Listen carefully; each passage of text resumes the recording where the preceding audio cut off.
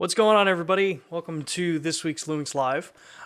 We're a bit of a kind of a topic that we've talked about numerous times in the past about, filmmaking and video capabilities with the Lumix cameras. And to be fully transparent with everybody, this was not the original topic that I had originally planned for this week, but some scheduling conflicts changed things up. So, looking at some of the requests and some of the comments and conversations I've been having with a number of people on some of the different forums, kind of really influenced us to, take a step back, go over some things that, maybe we've covered in the past, but also show some new capabilities with the cameras that we've kind of added over the last couple of, really over the last year and a half. So we're, kind of jumping into it. For those that are new to the LUMIX live stream, welcome. This is our weekly live event streams that we do every Thursday at 2 p.m. Eastern Time, where we talk to photographers, videographers, industry people about a vast array of different topics. So if you've been joining us since April last year, you've probably seen the massively wide breadth of topics that we talk about. But obviously, as the title says, today we're talking very primarily about the video features and some of the different tools that are built into some of these cameras, some of the technologies that we use to really kind of like help give you guys some guidance in what equipment you should be using with your cameras to make the most out of them in cases where you're shooting things like Prores Raw with cameras like the S1H, the S5, when the S1 gets the firmware update, a lot of this information will be kind of relevant for that as well. So yeah, there's a lot about this week that's going to rely heavily on some of the higher end cameras, but I am also going to be talking about some of the Micro Four Thirds cameras as well. I am using my G100 as the demonstration camera today, so we'll be looking at some footage from the G100 on the screen, as well as my S5 for some of the cool features that we've got in these cameras. As we've said in the chat, if you guys have questions during this stream, and feel free to ask basically any question. I may not be able to answer all the questions, as those that have been joining us for a long time know. There are things that either I don't know or just questions that you guys may ask that I just can't answer. So know that if I don't answer your question, it ain't personal, but definitely feel free to drop them in there. Just make sure you tag @Lumix Cameras or type Lumix space cameras before your question, like I did in the first couple of chats up there, so that I can see them pop up on the screen. We do have Jack Salamanchak also, I believe, monitoring the chat as well. So if there are kind of more in-depth kind of questions, he can either point you in the right direction for some resources. And as always, all of these streams are immediately archived once we're done streaming up on the Lumix Cameras channel, obviously the one that you're on now. So make sure to get subscribed, hit the like button, all that kind of stuff. It helps us out, grow these videos, provide more content to you guys, and just keep doing this, because truthfully, this is a lot of fun. This is one of the more fun things that I do for my job, besides staring into a camera, recording more content. So basically that's all I do, is I stare into the camera, record content, and talk to y'all. So with that, a couple things I want to get out of the way first. As we have been talking about for the last couple of weeks, if you're in the US, we have a lot of support programs that are designed to make things a little bit easier for all of you that are actually using your equipment and want a little bit more of that peace of mind. We know that there's a lot that goes into, obviously getting your equipment and then maintaining that equipment as well. So we have a couple of programs here in the US, and these are programs that are globally. They may just be a little bit different depending on the region you're in. But we have the Lumix Pro Services, a couple of tiers for this. We have the red tier, which is free, which you get a membership kit, you get an ID card, things like that. But this is where the 3-year warranty application process has been consolidated into. So if you have just got a new camera or new piece of equipment, make sure to use the QR code or go over to lumix-pro.us if you're in the US and get yourself registered up for that. You get a lot of really cool benefits with it. If you are maybe like that next step and you've got a number of pieces of equipment and you're really hard on your equipment, it would help if I go to the right one. We have the Platinum series. This is the tier up from Red. This gives you a ton of extras with the overall package. So reduced warranty repair discounts. You get 2-day return, 2-day turnaround on repairs with next day shipping for both ways. You get a nicer membership card if that's something that you're into. And you get a really cool welcome kit that has a really nice strap that one of these days I'll actually make sure to bring out and have it out here. But more importantly, you also get like the sensor cleanings and stuff like that. So if you're someone who's looking and wants to know, see how Panasonic Lumix, at least in the US and a number of the other regions that are participating in the Lumix Pro Services program, we have a ton for support for you. As was just commented, we have these programs in other regions, but since I'm based in the US, I can only speak for what the US programs are. If you go to, I believe it's lumix-pro.com, maybe Jack can find the global link to drop it down in the chat there. You can select your region and see which one applies to you and check out their programs as well. It's a great service, even at the bare minimum. Everyone that owns a camera and qualifies in the program, you guys should be registering in for the Red series at least. It just gives you that peace of mind, depending on the region that you're in. So, with that, down to the topic of the day is video features with the cameras. And like I said, there's been a lot of conversations I've had recently, actually up until yesterday, on some of the different platforms, Facebook, YouTube, Instagram, Twitter, all of these different kind of platforms, where there's some confusion about how to get your camera set up, specifically for shooting things like ProRes Raw. For those that find it beneficial for your work, there are certain things that you probably want to be aware of when you're putting your kit together. Looking at how ProRes Raw is captured in modern mirrorless cameras that are using the HDMI port to send this out, it's good to know that ProRes Raw is not being sent out as a video file in the traditional sense. We all think HDMI cables, they come with ratings that say 4K 60p, 8K 30p, 60p, all of those different standards. But the truth is that's not really the most relevant thing that you want to be looking for when it comes to the equipment to support ProRes Raw over HDMI. Now, obviously, it's the Ninja 5. As far as I know, the Ninja 5 is the only HDMI-capable ProRes Raw recorder out there right now. I'm sure somebody may drop in the comments there if I'm wrong. I expect that it's the internet.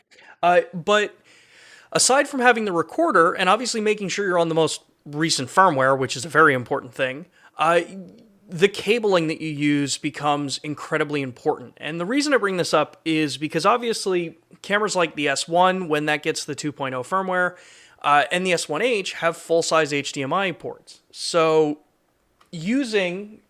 traditionally using cables that you would see, like this is a cable that I bought off Amazon, using cables that are rated for ultra high quality or ultra high bandwidth, you're probably already using these cables.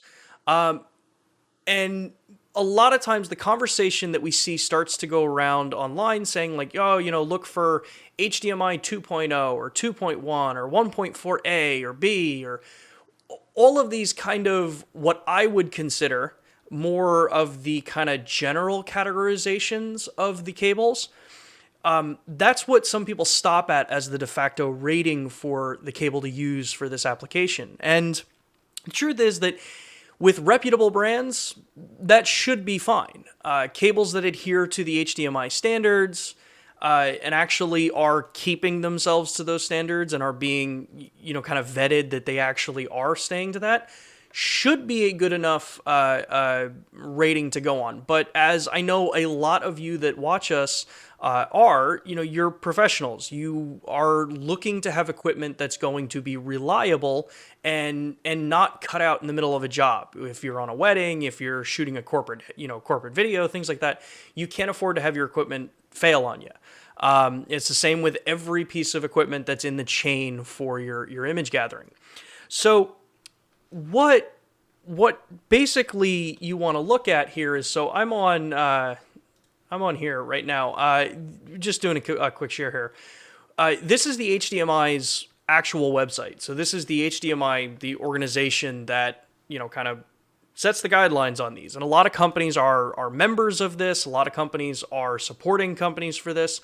And when we look at cabling for these cameras, you'll see that, the normal stuff that I was just mentioning here before. HDMI 2.1, that's the current, highest spec that you're looking at. But what people miss is this part right here, the actual transfer rate that the cable is capable of sending. Since ProRes RAW is not being sent over necessarily over the video pipeline in the traditional sense, it's being sent over as data because it's RAW. The pipeline that goes through, which I don't have 100% of the information, but that requires data throughput. Cheaper cables, no-name brand cables, cables that may have been working for a long time on previous cameras may ultimately start to cause you problems with your connections now. You may find that a cable that you were using years ago was stable enough on, say, your GH5 or even your GH4. But as the specs have increased, as the demands of the information that go through those cables have increased, you start to see that those older cables may have been at the ragged edge of what their capabilities were. So when you're looking for these new cables, I highly recommend now, don't just go by what the HDMI version is being advertised with those cables. Like again, I said, you'll see HDMI 2.0, 2.1, 1.4. Dig a little bit deeper than that on these. Companies that are reputable that I've noticed will actually very clearly state out what the gigabit transfer rate is on the cable. Aside from that, it would be looking at companies that are reputable and you see others in the community having solid experiences with, not having failures with these new pieces of equipment. So like I said, the cable that I use right now, depending on the current setup that I'm running on my cameras, is this little, was it a 1.5 foot, 8 or 1.6 foot HDMI 2.1 rated 48 gigabit HDMI cable. Now, I know a lot of people are probably going to jump up and down and say, well, that's crazy overkill. And yes, it is. 48 gigabit is ultra overkill for ProRes RAW and even just standard if you're just using a monitor as a basic, kind of monitor. But the truth is, short cables like this are not expensive. They are a little more difficult to work with because they are thicker cables. They don't have as much play to, kind of wind up and tuck away on your rig. But like I said at the beginning, if you're doing this and you're getting your camera set up and you're on a paid gig, you don't want to have any possibility of a failure in the chain of image collection. So investing in higher end cables, investing in good cables, but not necessarily buying into all the snake oil that gets sold with HDMI cables. If you're audiophiles out there or AV files, you probably know that, like the gold copper or the gold plating and some of that stuff may be a little crazy in what they claim they can do. But make sure you're reading for that specification. There are two cables that I personally have been recommending to a lot of people, and I know a lot of us here at the team have been using these cables for a while, both back when we were doing trade shows and when I'm doing troubleshooting for customers with our service team. And that's either this particular cable, which again I said is it's from Amazon. It's like AK Goo or something like that. I don't know. Again, it's not a known brand, but the ratings were there. So in testing it seems to work fine so far. The other brand that I typically recommend a lot of people where you want something that's maybe a little bit more flexible, a little bit easier to work with, is this one here, which is from Hyper. This is the hyper thin micro HDMI to full size HDMI. They also make the full size HDMI to HDMI. And the benefit with this one is that it's ultra thin while still being high enough bandwidth to support ProRes RAW. I think these cables are rated somewhere around 10 to 11 gigabit per second. So you should have more than enough bandwidth for the current day existing capabilities of these cameras.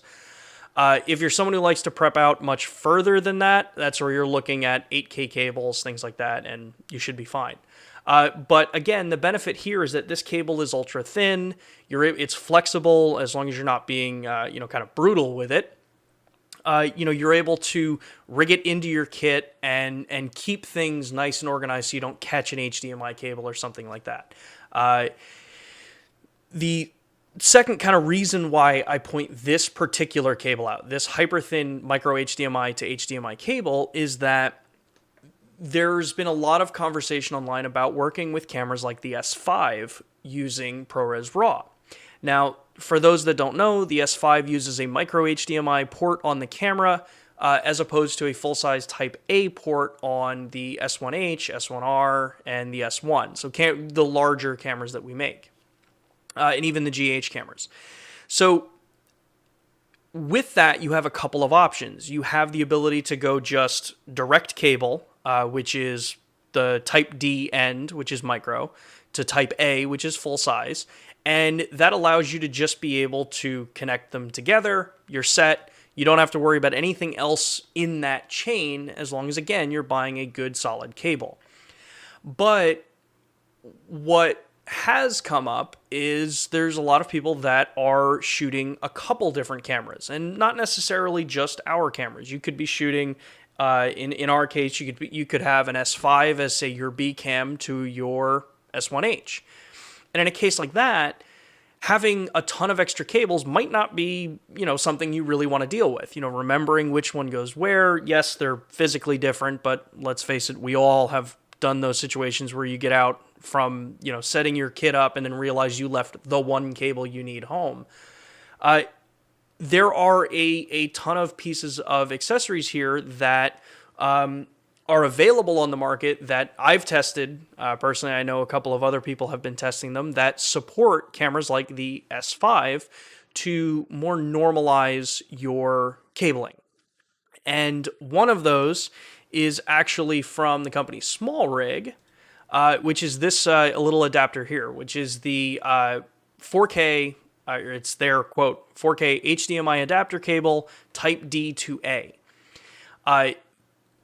Those that are a little concerned about a micro HDMI port in its possibility to be broken by compared to a Type A port, so a full-size HDMI port, this cable can help alleviate a lot of that. And I'll tell you, it's the cable that I've been using actually attached to my S5 for months now. So it allows me to plug it into the micro port, allows me to run up, and it gives me that conversion to full-size HDMI. So the benefit there being that I have one cable. If I want to jump between my S1H and my S5, I can use this same cable between the two devices and just put my monitor on whichever camera I want to actually use that day. This also helps it that you're not taking a micro HDMI or even a full-size HDMI cable in and out of the camera body all the time. So it minimizes all of those chances of something going wrong. But probably the best part about that particular piece to look at for these cameras is that if you are using some sort of cage, if you've got, I'm personally, I like the Small Rig cages. That's not a clear endorsement from Panasonic Lumix. We don't endorse products like that. Ultimately, it's your decision to pick up what kind of cage you guys want if you're shooting with a cage. But the advantage here is that on my S5, I have a half cage on my S5, mainly because I jump back and forth between photography and videography with the camera. I'm able to attach that adapter directly into the cage so it becomes a solid connection that doesn't wiggle around and doesn't put stress on that HDMI port because the stress is kept up here on the cage where I have it screwed into. So like you can see on my S5 here, I have it screwed in right to the top two parts of the cage, plugged right into the camera, and then now all I'm doing is just plugging my HDMI cable in and out from here when I want to change my kit up. And obviously, what's cool is it works even with the full cage that they make. So you've got a ton of options. Little things like that are what can make or break your shooting experience in the real world. Like I said before, a lot of people have been running into situations where you may be connecting stuff together and you're getting, either dropped frames, or you run into problems where you're getting artifacts on the recorder in the middle of it. And ultimately, I'd say a solid 9 out of 10 times, changing the HDMI cable, even if it's been a cable that has worked forever, upgrading your cables, paying maybe a little more attention to some of the previous ones, that's going to be a big step for you. Let's take a look at what questions we've got in here. Let's hear all things. Will Panasonic ever move into, and I am going to address this one, will Panasonic ever move into dual pixel autofocus territory, or is that a no-go? You're not going to like the answer, but I don't have an answer for you.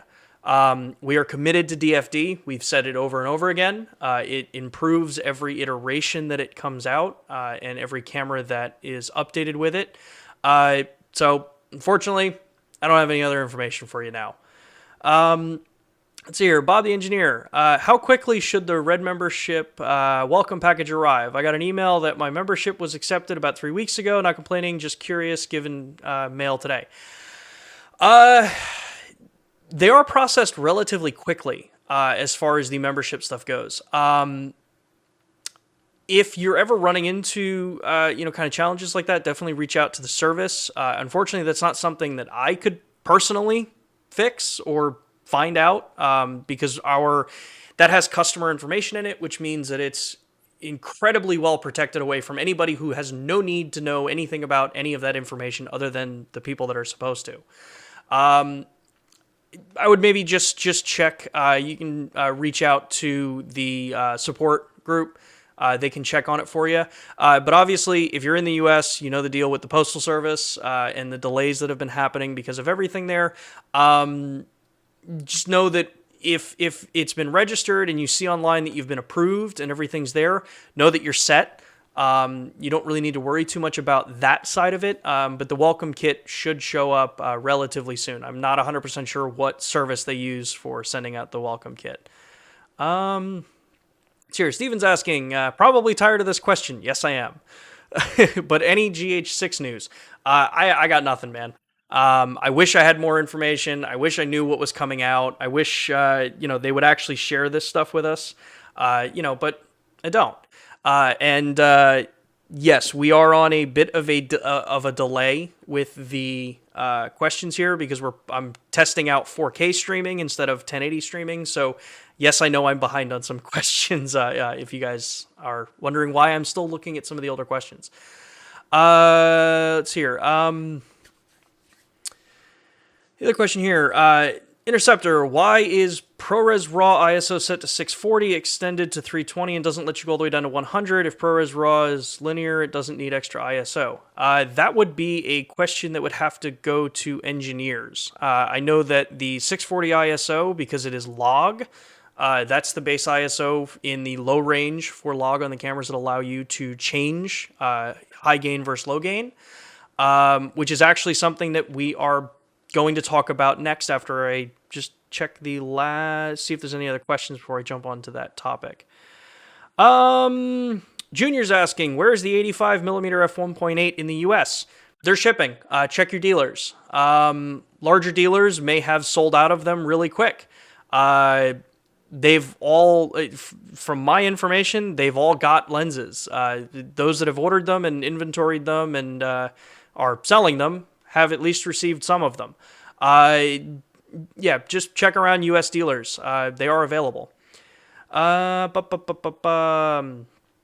see here. FC, will this channel talk about Panasonic camcorders also in addition to the mirrorless cameras? Yes, we will. If we get enough people asking about camcorders, we'll definitely revisit another camcorder stream. There is one in the archive where we talked about the X1500 and 2000, that kind of series.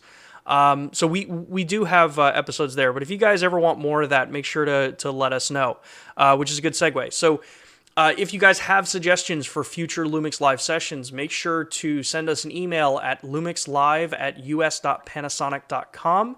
It's in the end card for the streams. That we don't email back from that email address. There's just too many things going on, and a lot of us have other things that we do for the company aside from just streaming. So send us your suggestions for future topics there, and we would definitely be able to kind of figure out if it's something that we can fit into the schedule. Okay, so back to the dual native ISO conversation. So with Lumix cameras, we have a couple different styles of the way our cameras work. Obviously, in some of the older cameras, like a GH5, that's a singular ISO, so anything you do over the base ISOs or native ISOs is amplified internally in the camera. So that's where you get your noise from. The higher you go, the more noise you get. When you look at cameras like the S1H, the S5, the S1, a lot of those cameras that are working on a dual gain system, you see that there are two selections that you can make. In the case of the S1H, the S5 doesn't allow you to change those circuits because it's a slightly different system. What that means is that if you're shooting to get maximum dynamic range that's rated, you want to stick as close to, if not on those actual native ISO ranges. Now, I know there's going to be some people in the chat that are going to argue a point against what I'm saying. I encourage people to do your research and understand what a dual gain or a dual native ISO system is. Not all cameras deploy it the same way. Not all camera brands deploy it the same way. But basically, at its core, it means that if you want the base of this, is that if you want the highest dynamic range to lowest noise, you're going to want to shoot at those particular ISOs.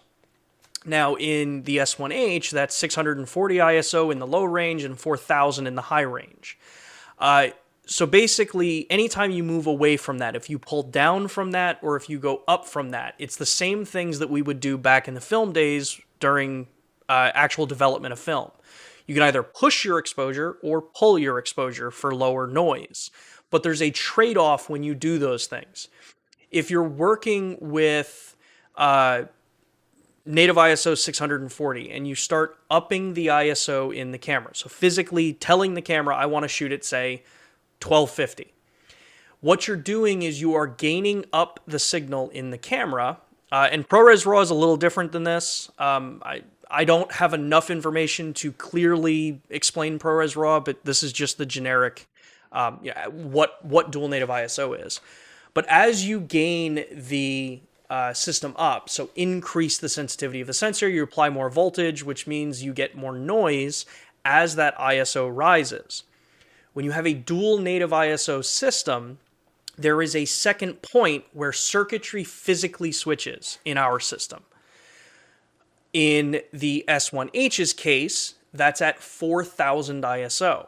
So you start looking at an ISO ramp of noise, you'll see that it will slowly start to increase in noise every step you make over 640. As you keep doing that, you'll hit up to 3200 ISO and it'll look relatively noisy. Now, these are full frame cameras, and even in the Micro Four Thirds cameras, relatively noisy is subjective. I think everyone can kind of agree that noise can be subjective and it can be objective.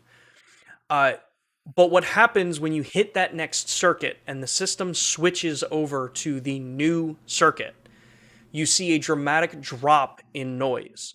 Not necessarily down to the exact same noise levels that you see in the low circuit, but really, really close, while still being able to have the ability to keep your shutter speeds and your apertures roughly around the same in those higher ranges. And then that curve starts again, where at 4000, you start to gain up from there, say go up to 10,000, noise increases again. The important part of this for most people who are actually out shooting and creating content is that when you go up to these next ranges, if you're if you're filming and your camera is trying to tell you basically like, okay, 3200's where your ISO is being recommended to go to, or that's where you're metering things at, don't use that. Go right up to 4000 and adjust the rest of your settings, whether that's a neutral density filter or slightly changing your aperture. Do something along those lines to get yourself onto that next gain circuit, because what you'll see is a much cleaner looking image that preserves more dynamic range in the image depending on how you're mastering out your content. If you're in HDR, it's way more critical than necessarily in 709, because 709 is a lesser dynamic range piece of footage that you're going to show. So look at how you want to shoot. Look at what your output is. Are you mastering to deliver HDR content? Are you working for both HDR and for SDR content? Are you going to master out in hybrid log gamma to send it to show on both? That can help determine which ISOs you want to work with. Traditional cinema cameras, if you look at something like the VariCam, literally have two switches. You have your low circuit, high circuit, and then you can pull and push them. The reason why in a lot of cameras you can do pulled ISOs, or extended as most camera companies have kind of adopted as the term, is that in some cases you may want to favor lower noise, knowing that you're going to have a penalty in dynamic range, specifically usually more in the highlights. So it's up to you to make those choices as to what you actually need out of the scene. And the cool thing with the S1H and the S5 is that you have tools in the camera that help you expose your image properly. We have things like luminance spot meter, which can help you put the midtones right where they're supposed to be based on how Vlog is built. So that's the really long-winded kind of basic explanation of it. Let's see here. What other questions do we see here? I did see a question. It wasn't initially tagged as Lumix cameras. It was asking about powering cameras like the GH5 from an external source.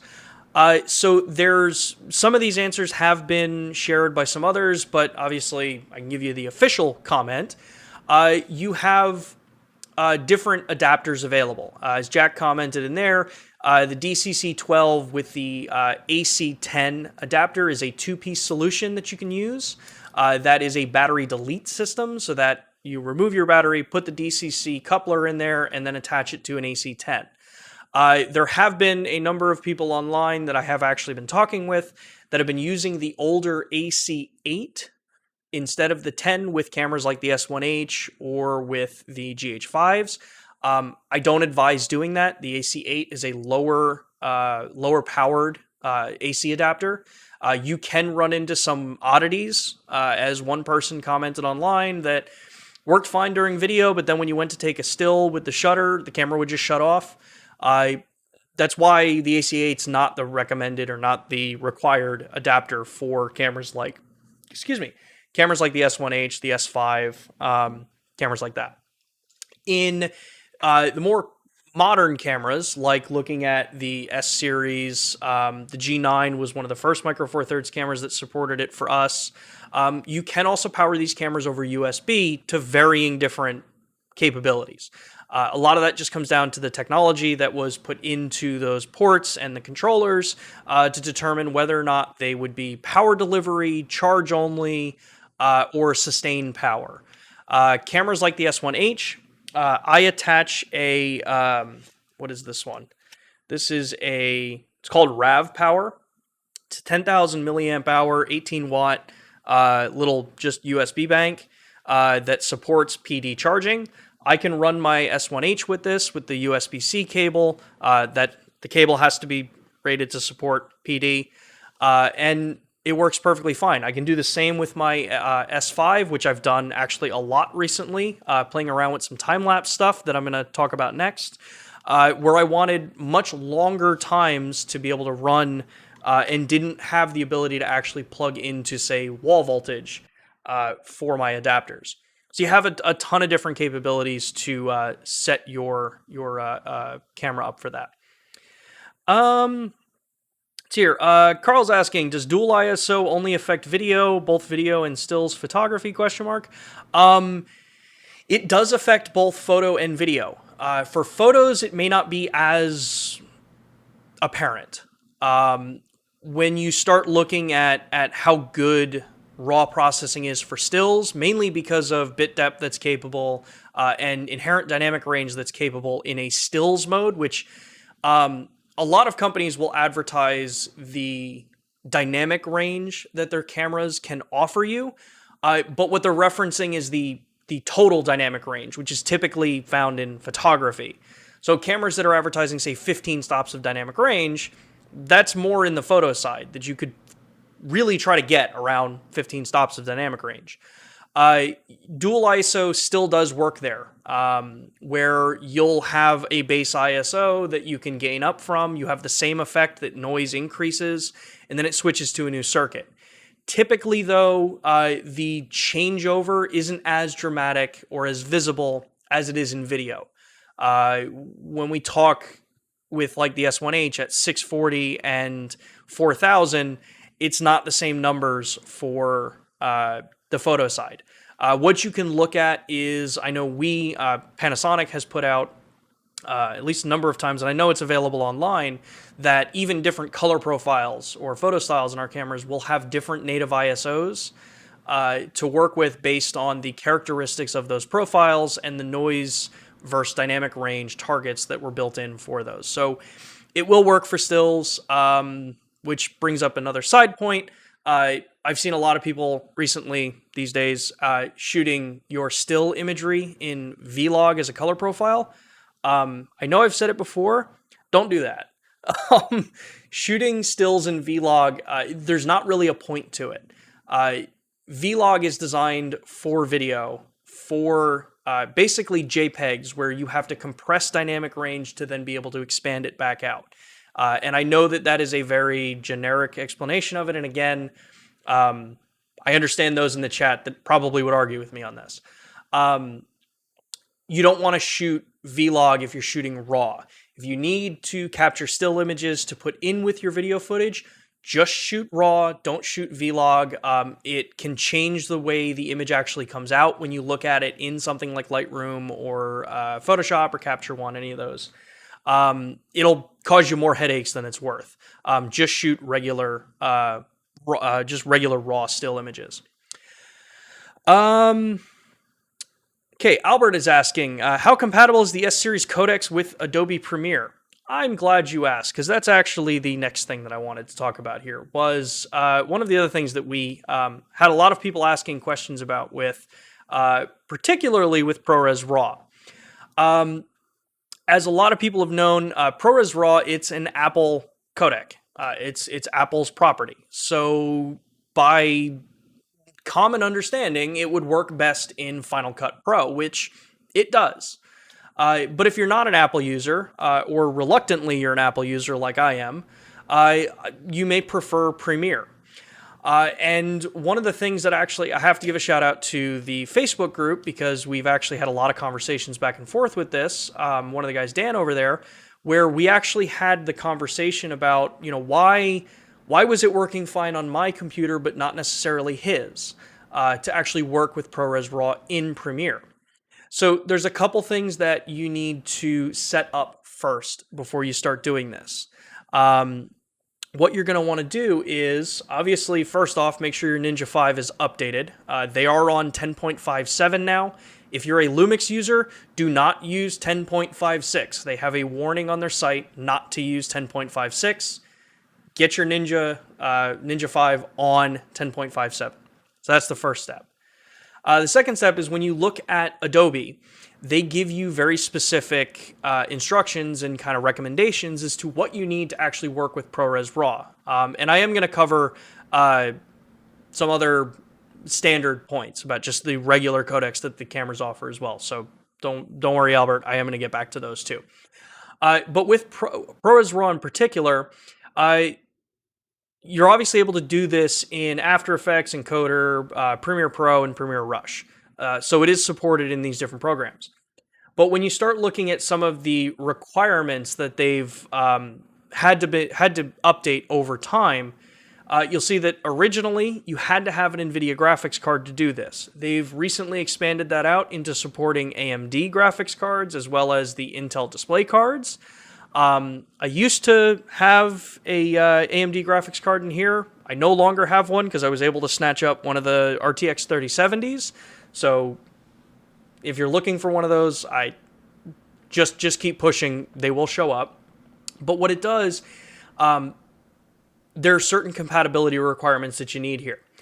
They're also stating that you need more than 4 gigs or more of video memory to be able to work with this on both of those cards. But most importantly, you need the latest ProRes Raw Decoder from Apple. This is the part that every single person that I've ever talked to that's been having struggles in Premiere Pro with even just decoding the footage to look like log, this is where the break in the chain was.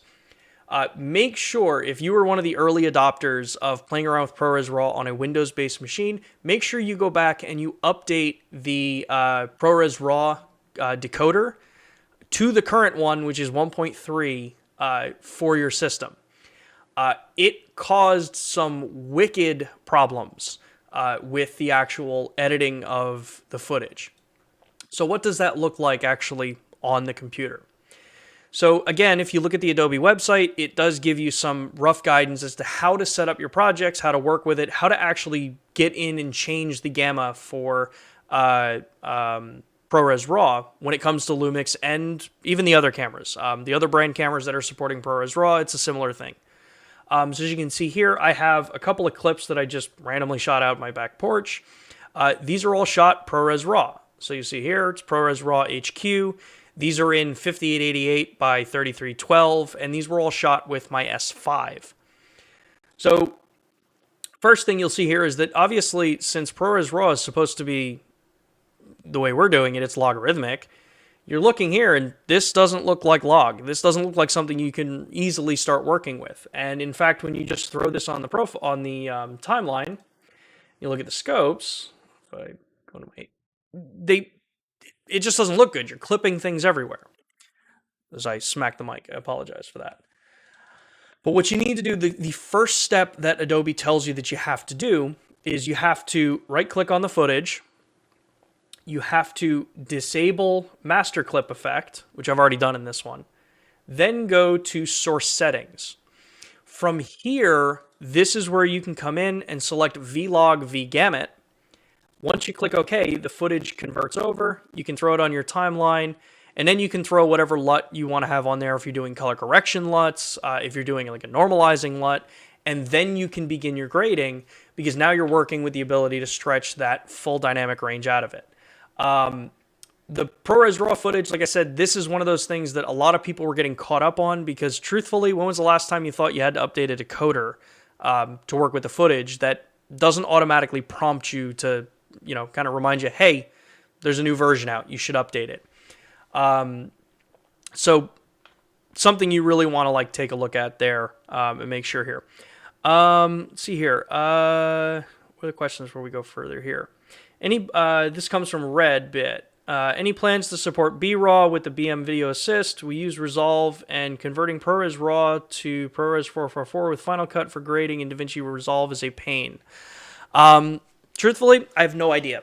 I don't know if BRAW is something that is planned to be added or something that even is possible to be added with the cameras. I don't know. But the comment here acts as a request. So know that our team sees these kinds of requests and they take this kind of stuff into consideration to see what's possible and what can be doable on cameras that we offer. So let's see here. Let's see here. What other question? Let's see if there's another question here before I jump over to that time-lapse conversation. Let's see. Apparently, Junior had a question. Use autofocus settings ideas. Okay, so this was Photo. I was asking. I second Junior's question. I use my camera a lot of times at meetings, and the S1 is pulsing a lot. I have set sensitivity to +3 and speed to -2, but the results remain the same. Okay, so we have an entire PDF devoted to focus settings for the cameras. One of the biggest kind of misinformation things that's gone around online when it comes to the focusing system is that, you know, magically setting your sensitivity up and speed down and going to some of these presets that someone online found worked for them would magically work for your scenario as well. That's not always going to be the case. Because the system can be fine-tuned depending on different scenarios that you might be shooting in, there's no just one set based when you're going that deep into the autofocusing system that, you know, may 100% work for you. I highly advise, one, make sure your firmware is up to date with the most recent version released. I believe the S1 is at 1.7. I could be slightly wrong on that, but make sure the camera firmware is as up to date as possible. That will include, with the most recent update, that includes the updates that we had on the S5 that were taking the new algorithms and the new performance from that camera, bringing it over to the other cameras as well. The other thing is to set the system back to default.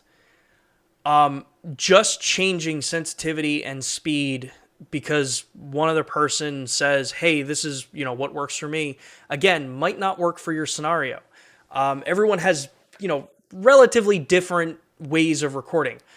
For most of the time when I'm doing stuff like this, now because I'm moving around a lot, I do admittedly have my box camera on manual focus for this particular stream because I'm trying 4K and I'm trying to lock everything down.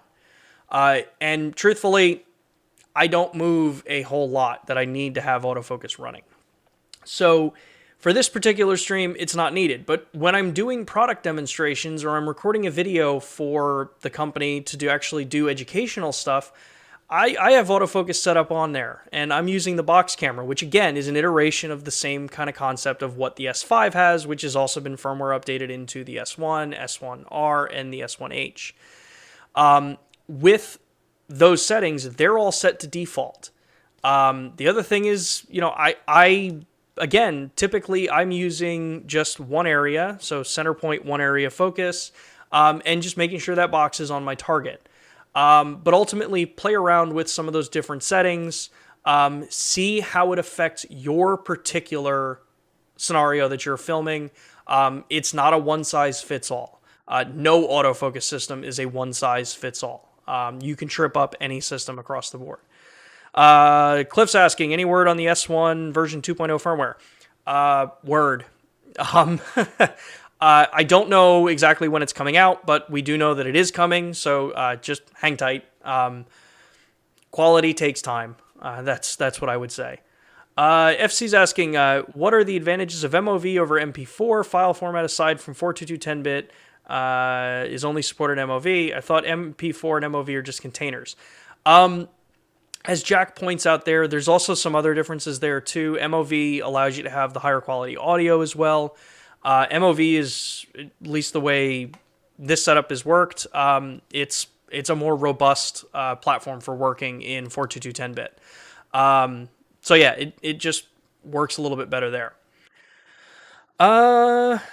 Okay, so we're gonna continue on. I just realized that I've been talking to everybody and I've had my Premiere screen up there. I apologize for that. You've all just had to stare at a motorcycle and a dead screen there. So, as we're going in, let's see here. I'll answer one more question here. When I filmed a long show with the S5 and used the Ninja V as a monitor, its manual focus and the focus point started flashing on the camera. Seems like a bug. The first thing I would say is make sure your camera is up to date in firmware. There was a firmware update that did come out with the cameras that did address a kind of flicker. The most recent update did have that in there. So definitely check there, see if that's something that you would maybe applicable to you. But yeah, other than that, I don't know. Cliff is asking, any plans for Bgh1 to get raw over HDMI? No idea. If I did know, if I did know, I wouldn't be able to tell you anyway until something was officially released. But truthfully, no idea. Okay, so the one of the last things I wanted to talk about here, and then we'll take some more questions, is recently someone on one of the Facebook thanks Martin, recently one of the people over on the Facebook group had posed a question about time-lapse photography and video creation with the Lumix cameras, and one of the things that the person was asking about was not just typical time-lapse photography. So, we have time-lapse built into every single one of the Lumix cameras that are available.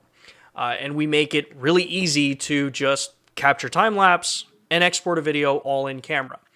But when you have cameras like the S1, the S1R, the S1H, or even the S5 here, you also have the high-resolution mode capabilities with these cameras, which for some people are going to immediately jump up and say, well, yeah, but you can't use that for motion. I would argue that point.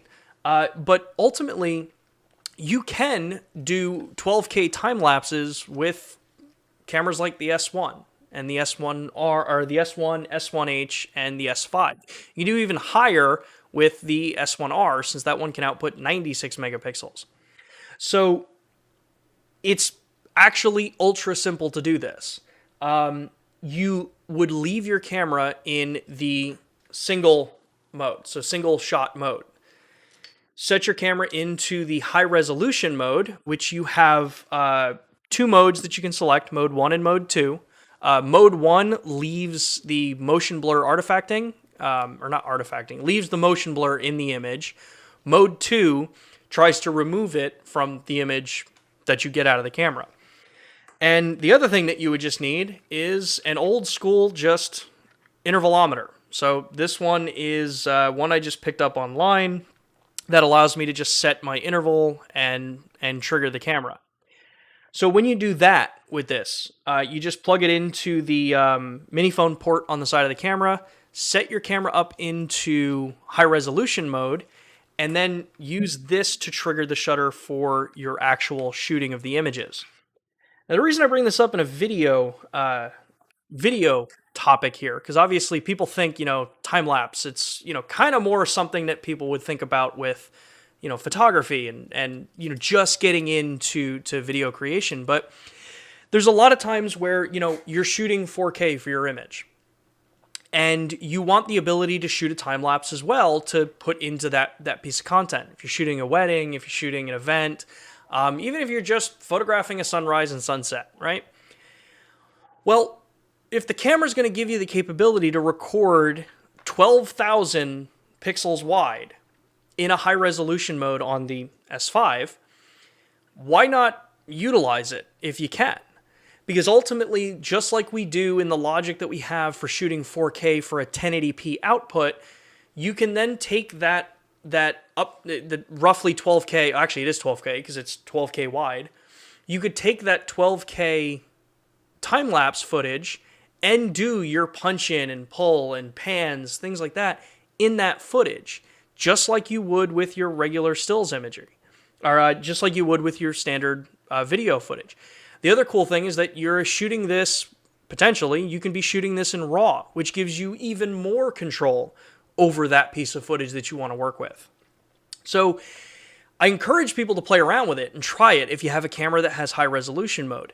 A couple things that you want to just be aware of. So how high resolution mode works in our cameras, since it does it internally, our cameras takes the 8 images, stitches them together, and gives you the RAW file or the RAW plus JPEG if you've got an S5, or just your standard RAW file if you're on an S1 or S1R or S1H. There is a combination time that you have to account for in your interval times. So I have found that with my camera, I can do around about 15 seconds as my interval. Now, this particular remote, its interval is from the start of a shot to the start of the next shot. So that time between the two triggers has to account for any in-camera processing and writing that's going to be done.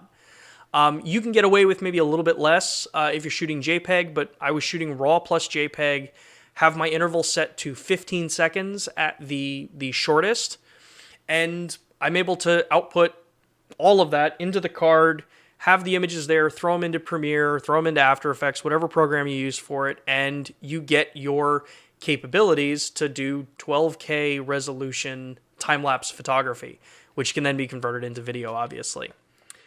Let's see here. FC, wow, 12K time-lapse. Yep, it's a lot of fun. I've been doing 12K time-lapses of my dog sleeping in my living room during the day because it's been rainy and nasty out here in Texas.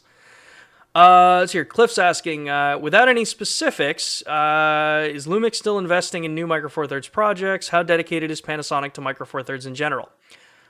We did release this product. I don't know if you heard about it. It's called the Bgh1. That is a camera that was developed completely out of the design of something that we've done in Micro Four Thirds before. We are incredibly dedicated to Micro Four Thirds. That is the base that built Panasonic Lumix. So yes, we are definitely dedicated to Micro Four Thirds. As far as future products go, I ain't got any information for you. Sorry. Let's see here. Is there an intervalometer trigger option using Wi-Fi? There is and there isn't. And the reason I say there is that with the S5 in particular, the time-lapse functionality is now able to be used in the Lumix Sync app. So if you watch last week's video on the apps, which I'll link right here for the playback, I do talk about the time-lapse functionality using the mobile app. Not all cameras have that capability. A lot of it comes down to processor intensive, like how much it can handle sending the content over Wi-Fi as well as controlling it in camera. So it's not available in every camera, unfortunately. Let's hear. Mark's asking, I thought all Lumix cameras had intervalometers. If they do, what would be the advantage of using an external one? So aside from that 12K concept that I just mentioned, which again, that is not my idea. That came from a question that was over on the Facebook group. Someone had asked about it and it made me dig in and go buy an intervalometer. Aside from something like that, an external intervalometer can give you a couple of different things depending on the type of intervalometer you're going to go with. As far as basic intervalometers go, there's not really a big advantage to it because the original purpose of them was to just click the button and then on a timer continue to trigger the shutter. Since we have it built in camera, there's not a huge advantage there. Where it does become an advantage is if you're using stuff like this, where it's this is the company Time-Lapse Plus. I've talked about them before. Not an endorsement. We don't endorse products that aren't our own products, but I can tell you from my own experience and from people that I follow that use these products, these types of time-lapse controllers can give you more control. They can give you extra capabilities that the cameras might not be able to offer you. And a lot of that can come down to exposure ramping if they're connected in properly, so if it's using USB protocols, and can also work in with other pieces of equipment. So if you're using motion sliders, stuff like that, that's where using some of these other external time-lapse intervalometers or in general intervalometers, that's where they may make more sense. But if you're just run and gun and you don't want to spend a whole lot of money and you don't want to have to worry about all these extra pieces, then just using the in-camera is going to be more than enough for it. Let's see here. Sasha is asking, I was wondering if it is possible solution to put 420 option in 10-bit movie 4K 25p mode, since many graphics cards support H.264, H.265 decoding, which really helps the workflow inside of a timeline. This wouldn't degrade audio or bit rates like in the MP4 options. Well, it's going to depend on the camera that you're working with. Some of the cameras in MOV do offer 420 10-bit. So you have it there. Some of the other cameras, like the GH5, can do HEVC. actually has a mode, MP4 HEVC, which is 420 10-bit at, I believe, 72 megabit per second. So it's taking advantage of the better compression for lower bit rates required, and it just works there. I don't know the specific reasons behind it, 422 versus 420. And again, pretty much any of the HEVC options that you see in a lot of the cameras are 420 10-bit. Part of that's also because the hybrid log gamma standard, the actual standard, is 420 10-bit for deliverable. So it's in MOV. Some of the cameras do have it in MP4. So you have it there, but I don't know why. Yeah, like with the S5, which I can check quickly here. The S5, as far as 420 goes, you do have, so the 4K 60p in MOV, or let me go back in here. Sorry, folks, just going through my S5 here. So so on the S5, the MOV formats, those are going to be 420 8-bit or 422 10-bit. That's just the way it's designed. So sorry about that. HDR for photo was why it was removed from S5 S1. I'm not sure what you're asking there. Oh, HDR photo, why was it removed from the S5 and the S1? I don't think HDR photo was removed.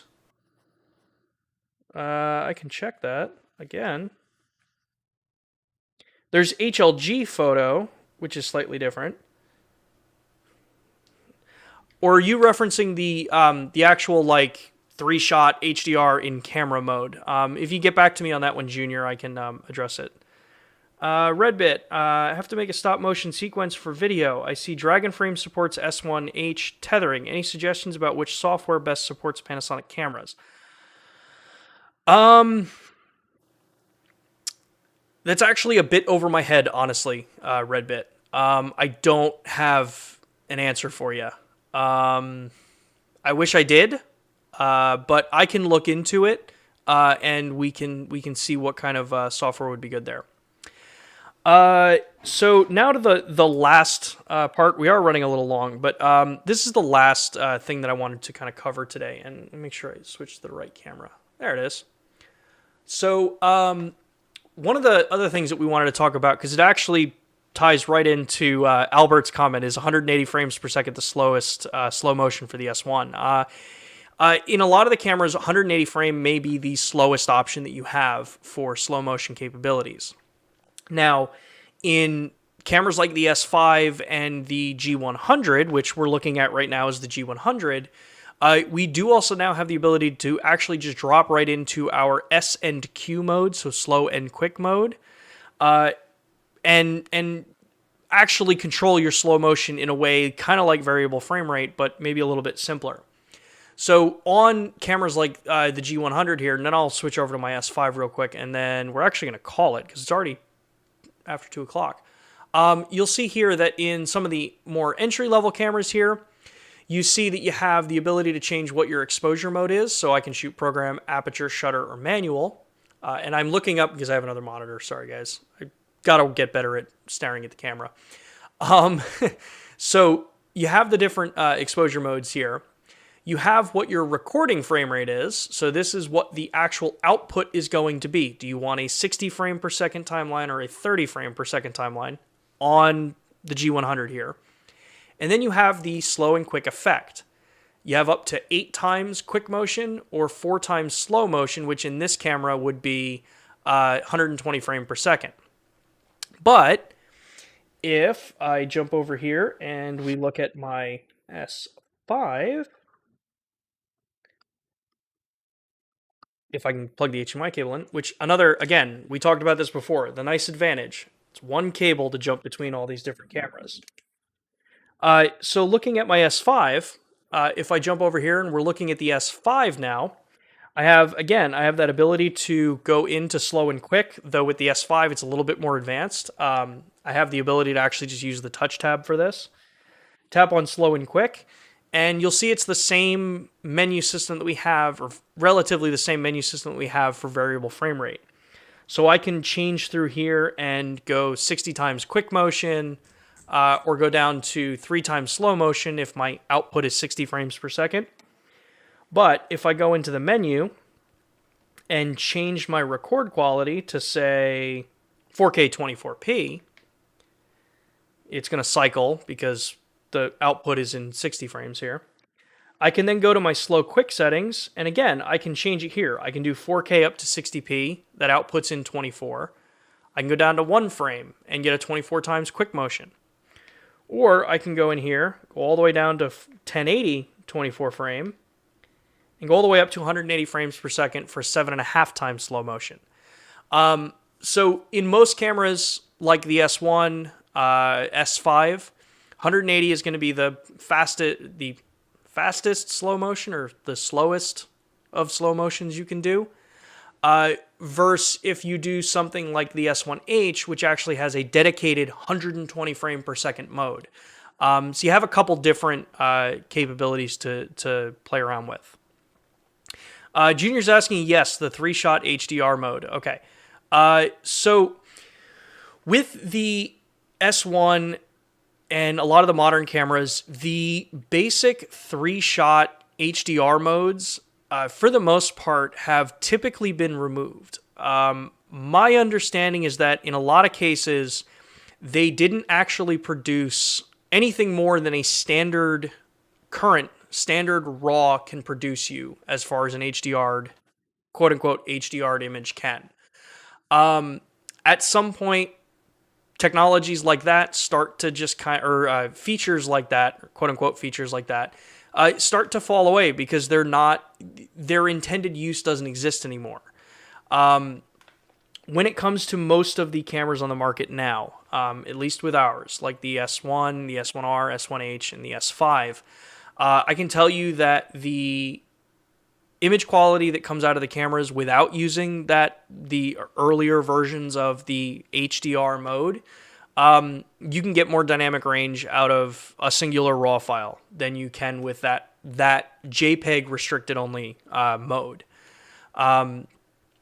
You still have the ability to bracket, as Keith pointed out. You can still do bracketing, which allows you to change your exposures in post and combine them in post.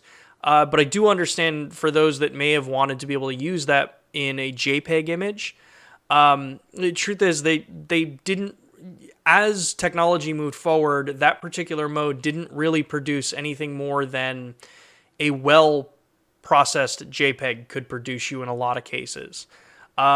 Some smaller cameras, point and shoots, may still offer it because they're not into the same level of dynamic range that some of the higher end cameras have. So it just might be a little more about the more modern cameras versus some of the older ones. Let's hear. I got time for one last question. All Things Films asking, where did they move AF custom settings in the menu for the G9? I cannot find the set 1, set 2, etc. Choices. I don't have my G9 in front of me, so I can't tell you right off the bat. But it should be under the focus menu, or the focus submenu, in either the photo or the video mode. Since that camera uses the newer menu system, not the newest one that we have, it should be, just look under the focus settings. It should still say AF custom settings for photo and video, where you can change your different, the different sensitivities and controls there for your style of shooting. And again, there's that entire PDF that we have both for G series and S series that walks through all the different recommended settings for the custom AF focusing systems here. And as a reminder, you do have to be in AFC for those to activate. Okay, I think that's kind of about it for today. Again, as a reminder, if you guys have suggestions for future Lumix Live events, drop us a line at lumixlive@us.panasonic.com.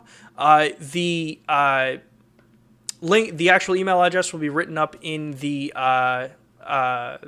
end card that pops up at the end of this. So make sure you guys can have access. You can send us any kind of recommendations for future events. Know that we don't troubleshoot over that email address. I've seen a couple emails come through that unfortunately I don't have the ability to respond to them there. If you have service issues, things like that, reach the service team. Don't send it to the Lumix Live email account. But if you have recommendations for future events, drop them in there. We're always open to ideas with future streams. We will be back next week, Thursday at 2 p.m. Eastern Time. I'm going to be joined by Shiv Verma, one of our ambassadors in the U.S., and we're going to be talking about lenses and his experiences. He is a wildlife photographer, macro photographer, and all around actually a really awesome guy to talk with. So if you're into that kind of information, even if it's not your normal style, come on over, take a listen next week. It's always great to see everyone in the chat having all of these awesome conversations, helping each other out. That's one of the best things about this is that you all can have great interactions with each other and help each other out. That was always one of my initial goals with this stream. As a reminder, just again, for those that may have missed it at the beginning, we also have the Lumix Pro Services here in the US and abroad for support both on the basic level in red as well as on the platinum level for the more heavy-duty users of the Lumix cameras. So make sure to check those out and get yourself registered on there. The red tier is free, so you guys can definitely take a look and get yourself set up there. With that, again, thank you everybody for tuning in. Make sure to hit the like button, subscribe, hit the bell icon, all of that fun YouTuber stuff that helps us grow this channel. I appreciate everyone taking the time, and I'll see you all next week. Bye.